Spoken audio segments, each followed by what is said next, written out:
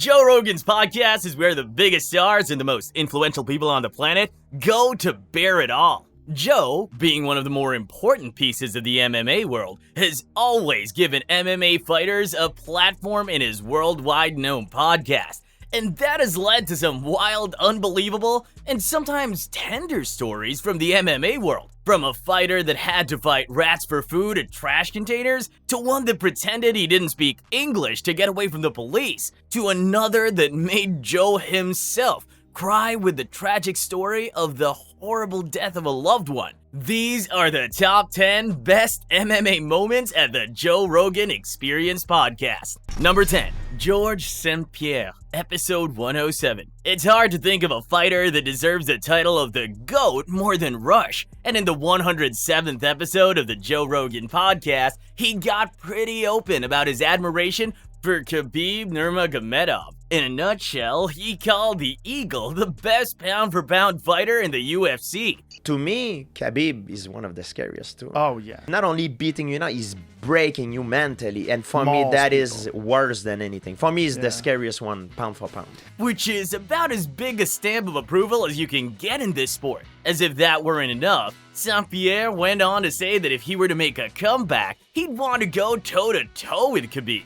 I wanted to come back for Khabib. However, he also talked about how he wished that some fighters would cool their jets a bit, and even claimed that newbies should give up the sport altogether. A lot of them, my advice for them would be, hey bro, you should hang up your gloves and find a real job, because, but if I tell them the truth, they'll get mad at you. They get mad at me. His reasoning was that the story just doesn't end well for most, which might just be his opinion, but it sure sounds like something the young fighters should pay attention to. Number 9. Stephen Thompson, episode 108. Wonderboy has a reputation for being the nicest fighter in the UFC, but in this episode, he spoke about some truly surprising aspects of his career. For starters, it turns out that he nearly threw up inside the octagon during his first MMA fight, and the stress of never being knocked out was so overwhelming that he was straight up grateful when Anthony Pettis knocked him out. So it was like a relief being knocked out. I mean, I've got close to 80-something fights with kickboxing and MMA together, and I've never been knocked out. And now that it happened, it's not that bad. It's really not that bad. This was a pretty shocking revelation, because it humanized one of the best welterweights of all time. We often think that these fighters are larger than life, but I guess they can feel the pressure just like the rest of us, even if they literally beat each other up for a living. Number 8. Jorge Masvidal, episode 63. Whenever someone shows up on the Joe Rogan Experience, you just know that a mention of psychedelic drugs is right around the corner. While most fighters tend to talk about their backgrounds and their career, Jorge Masvidal provided a fascinating anecdote about the time he went snowboarding while high out of his mind. This wasn't the only intriguing moment from the episode either. Anyone remember that backstage brawl between him and Leon Edwards during UFC Fight Night 147? Well, apparently, when the police came to investigate, Gamebred had the audacity to pretend not to speak English to avoid getting locked up. No police for me. No talking to police. Anyways. You started to be up in the Spanglish immediately. Yeah, and I'm not speaking English. Huh?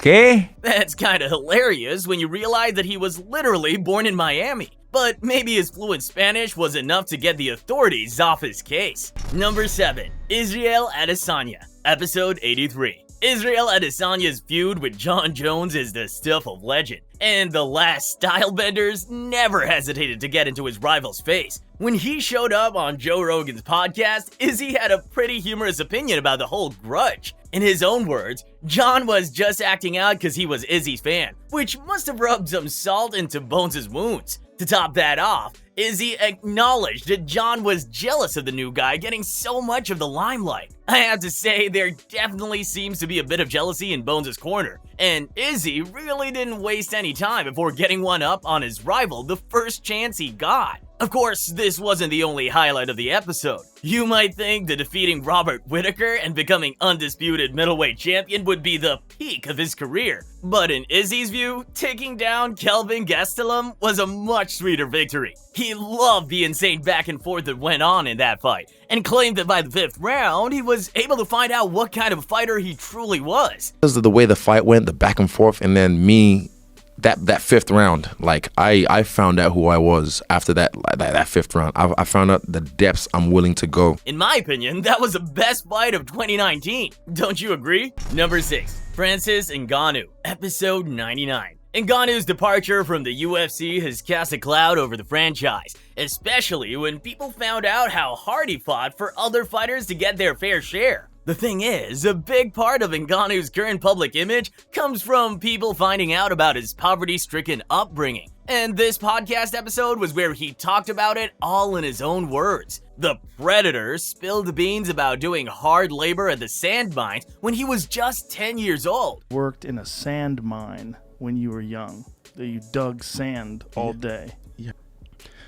I was about 10 years old when I started that. As well as the time he spent living on the streets of Paris. The moment where he talks about having to fight off rats for food is especially heartbreaking, even though Ngannou talked about it with zero self-pity. It's really hard. You have to go to the market at nighttime to go find food in the trash, sometimes arguing with rat in the trash, like, hey, get away of these tomatoes. It's mine. Man. This rotted tomatoes is mine, not yours, Go back in the forest, figure out how to cook that. Number 5, Tyson Fury, episode 47. Hey, I know Tyson Fury is not an MMA fighter, but since he is a boxing legend, I'll give him a pass here. The current WBC heavyweight champ is at the top of the world right now, but he didn't always have it easy. Becoming the best of the best took single-minded determination, and Tyson talked about how obsessed he got with achieving his goals. However, despite all of this discipline, Fury actually had a serious addiction problem. I used to drink and take drugs to get away from the depression. Things got so bad at one point that he considered taking his own life. And the only thing that stopped him was the thought of his kids growing up without a father. I heard a voice say, no, don't do this, Tyson. Think about your kids. Think about your family and your little boys and girls growing up with no father. Joe tends to get pretty choked up whenever topics like this are raised, but stay tuned for more on that later. Jon Jones, episode 880. It's been a few years since Jon Jones was suspended for using banned substances, but this episode was a core part of the whole fiasco. Now, Bones claimed that he didn't even know what was in the pill he was taking, and when he was invited onto Rogan's podcast, he made a hilarious claim about what he thought it was. Apparently, Jones was given the pill by a friend who told him it was Cialis. The actual Cialis, but it was described to me as being a Cialis, and so I thought it was a Cialis, and I just took it.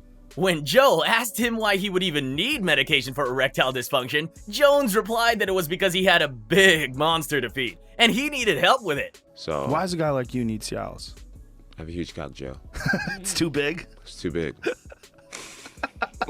A likely story, John. Hey, but at least we all got a laugh out of it. Number 3, Trevor Whitman, episode 96. The legendary MMA coach appeared alongside Justin Gaethje and made a shocking revelation about the UFC's gloves. He claimed that they were completely untested, which is pretty ridiculous considering that the UFC tries to position itself as a legitimate sports league. Like, where are the safety guidelines? Isn't there some kind of check and balance in place? Rogan's reaction mirrored that of his viewers, responding with the appropriate amount of surprise and bewilderment. Whitman literally showed us how the gloves could break the hands of fighters because of the cheap foam that was used. It hits that cheap foam and it bounces like crazy, but when it hits the technology foam, it stops dead in its tracks because it completely absorbs the impact. And he obviously had his own superior gloves to show off. A bonus benefit of his gloves is that they eliminate eye pokes, and Lord knows we definitely need those to go away ASAP.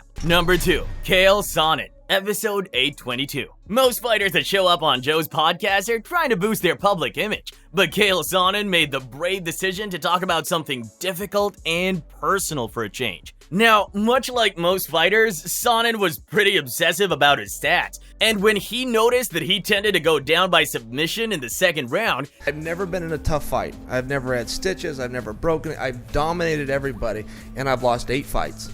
And I lost all of them by submission, and I lost all of them in the second round.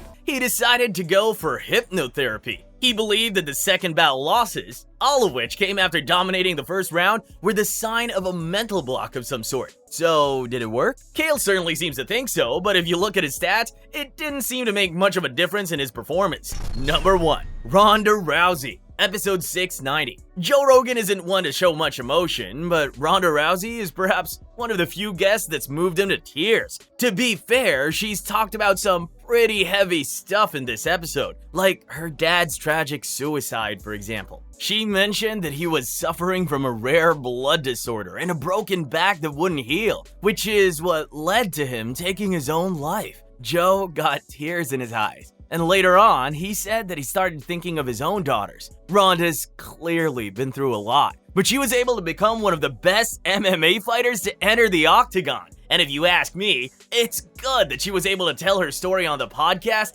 and give Joe a new perspective on things. Which of these moments from Joe Rogan's podcast interested you the most? Leave a comment below. And don't forget to like and subscribe. But that's all for today. See you next time. Till then, remember to protect yourself at all times.